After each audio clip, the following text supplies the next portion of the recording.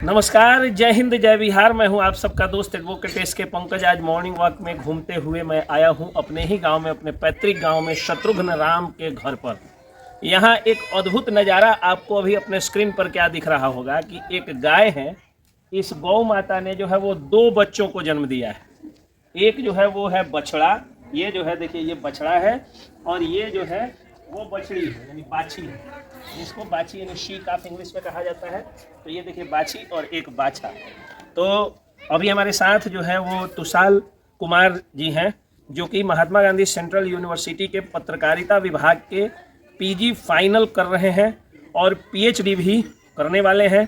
आगे चल के पत्रकारिता के क्षेत्र में एक बड़ा नाम होने वाले हैं और पत्रकारिता विभाग के प्रोफेसर भी होने वाले हैं। सह कल्चर जो होता है, जैसे उमाशंकर बाबू थे जो कि प्रोफेसर सह पत्रकार थे, उसके बाद मैं असिस्टेंट प्रोफेसर सह पत्रकार हुआ, अभी मैं एडवोकेट हूँ।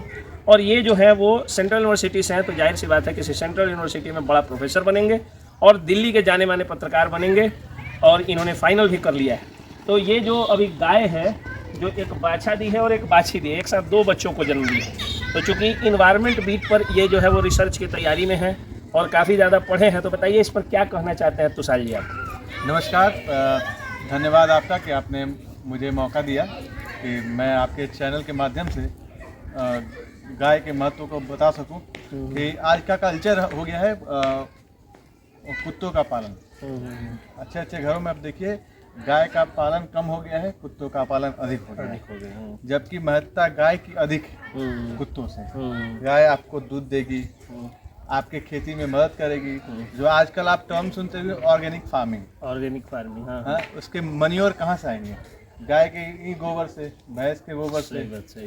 जब तक आप गाय पालेंगे नहीं, वो ऑर्गेनिक फार्मिंग होगी कहाँ से? सही बात, सही। हाँ, फर्टिलाइजर की कमी होगी नहीं। तो गाय बहुत सारे मतलब महत्व रखती है हमारे खेती में भी। जैसे आप वीड्स खर पतवार देखते होंगे खेतों में, तो वो अगर आप सोहनी भी कराइएगा तो कहीं ना कहीं छूट जाता है। आगजनी की आप बहुत सारे न्यूज़ सुनते होंगे इसके पराली जलाना। हाँ, नहीं आगजनी हो जाती है। अत्यधिक ताप बढ़ता है जब गर्मी में। अच्छा। तो अचानक खेतों में आग लग जाती है। तो वो क्या है, वो जो खरपतवार सूख गए हैं वो सूर्य के ताप से आग पकड़ लेता है। गाय या कोई भी जो चरने वाली पशु है वो आपके खरपतवार को चर जाती है। उससे आपके जो आगजनी की जो फसलों में आग लग जाती है उसके मतलब उसमें कमी लाती है। चल जाएगी, रहेगा नहीं खरपतवार तो आग क्या लगेगा सूखने पर। बिल्कुल सही। उसके बाद दूध उत्पादन, हमारे हिंदू संस्कृति में तो गायों को माँ का दर्जा दिया गया है, कामधेनु। समुद्र मंथन के समय इनका अति हुआ भरण पोषण की ऋषियों का, देवताओं का। तो जैसे माँ के बाद गाय को ही महत्व दिया गया है। आप अगर बच्चा भी हो तो आजकल मतलब गाय का दूध ही पहला प्रेफरेंस होता है कि गाय का दूध पिलाइए। तो जब आप पालिएगा नहीं गाय को तो दूध आपको मिलेगा कहाँ से? बिल्कुल, कुत्ता पालने से तो दूध आएगा। बिल्कुल। एगो देहाती में कहावत बा, जे माइये के दूध न त गाइये गाय का दूध। मतलब जो है वो मदर्स मिल्क के बाद काऊ मिल्क ही सबसे ज़्यादा इंपॉर्टेंट होता है। और जो लोग समझते हैं कि कुत्ता इसलिए पालन होता है क्योंकि वो बड़ा क्यूट होता है, तो थोड़ा सा आप बताइए। तो इससे सुंदर होता है कुत्ता, और ये देवता का जो है वो अंश होता है, महादेव का अंश बछड़ा को कहा जाता है। और गाय जो होती है यानी जो शी काफ है, उसको तो साक्षात देवी का अंश माना गया है। ऐसा माना जाता है कि जब गाय बन रही थी तो सारे देवी देवताओं ने सारे अंग में उसके अपने जगह लिया।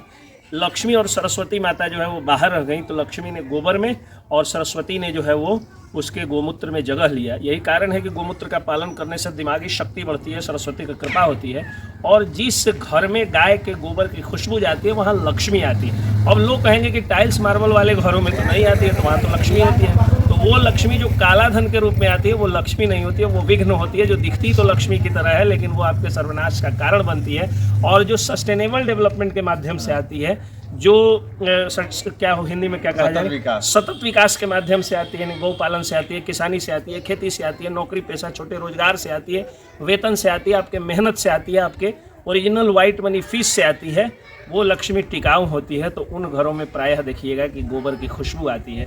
और एक बात और, लोग जो लोग कहते हैं ना कि जातिवाद जो लोग मानते हैं, तो देखिए जो आज किसान जाति के लोग हैं उनके घरों में भी कुत्ता पाला जा रहा है। और ये देखिए कि ये लोग कितने संस्कारी लोग अब हो गए हैं कि ये लोग आज तक गाय पाले हुए हैं। हालांकि मैं एक बात यहाँ बता दूं कि समय अभाव के कारण अब गाय हमारे भी द्वार पर नहीं है, लेकिन कम से कम कुत्ता नहीं है। जिस दिन आएगी गौ माता ही आएंगी। जैसे ही समय या पैसा बढ़ेगा तो गौ माता ही आएंगी। आज ना तो उतना पैसा है और ना ही समय है। मैं यही कहना चाहता हूँ कि जो लोग कुत्ता पालने के आदी हो गए हैं, देखिए कुत्ता जिस घर में चला जाता है ना, उस घर में जो है वो उस घर को अशुद्ध माना जाता है सनातन संस्कृति के अनुसार। और एक और बात जान लीजिए, जो लोग कहते हैं ना कि कुत्ता वफादार जानवर होता है, एक कुत्ता पाल लीजिए और आप अपने छोटे बच्चे, बेटा बेटी या पोता पोती को कभी एक दिन उसके भरोसे छोड़ के चले जाइए, आपको पता चल जाएगा कि कितना वफादार होता है। कभी वफादार नहीं होता है, ये घृणित जीव है, नहीं पालिए। और गाय जो है वो माता होती है। अगर गाय को आप पालिएगा तो ये आपके बच्चों को पालेंगी, आपके बूढ़ों को पालेंगी। बचपन में और बुढ़ापे में दोनों समय गाय का दूध काम आता है, और बचपन में सिर्फ माँ का दूध काम आता है। तो गाय तो माँ से भी बड़ी हुई ना। और 2 बच्चे का जो सीन मैंने आप लोगों को दिखाया, ये काफ़ी सुखद अनुभव है। सही बोल रहे हैं कि नहीं पत्रकार साहब? बिल्कुल बिल्कुल, गाय हमारी माता ही है, क्योंकि हम अगर कैल्शियम का स्रोत है दूध। बिल्कुल ठीक है। आप खेतों में देखिए, अभी इसमें यहाँ देखिए गोबर रखा हुआ है। ये आपका खाद के रूप में यूज होगा, बायोफ्यूल्स के रूप में यूज होगा गोबर गैस। बिल्कुल ठीक है। आपकी मतलब जो खेती में आप फर्टिलाइजर्स यूज कर रहे हैं वो इन्वायरमेंट को नुकसान पहुंचा रहा है, लेकिन गाय का गोबर नुकसान नहीं पहुंचाएगा। एक और चीज़ मैं यहाँ बता दूँ कि जैसे लकड़ी के चूल्हों पर अगर कोई खाना बनाता है तो उससे धुआं जो निकलता है इन्वायरमेंट को गंदा कर सकता है, लेकिन गाय के चिपरी और गोहरा से जो काउडंक होता है, जो डंक केक होता है, उससे अगर धुआं निकलता है तो वातावरण को शुद्ध करता है। यही कारण है कि हवन के समय गाय के गोबर और गोहरा और चिपरी के ही जो है आम का डाली और वो मिला करके और उसमें धूप हवन दिया जाता है, ताकि पर्यावरण शुद्ध हो, वातावरण शुद्ध हो। जय हिंद।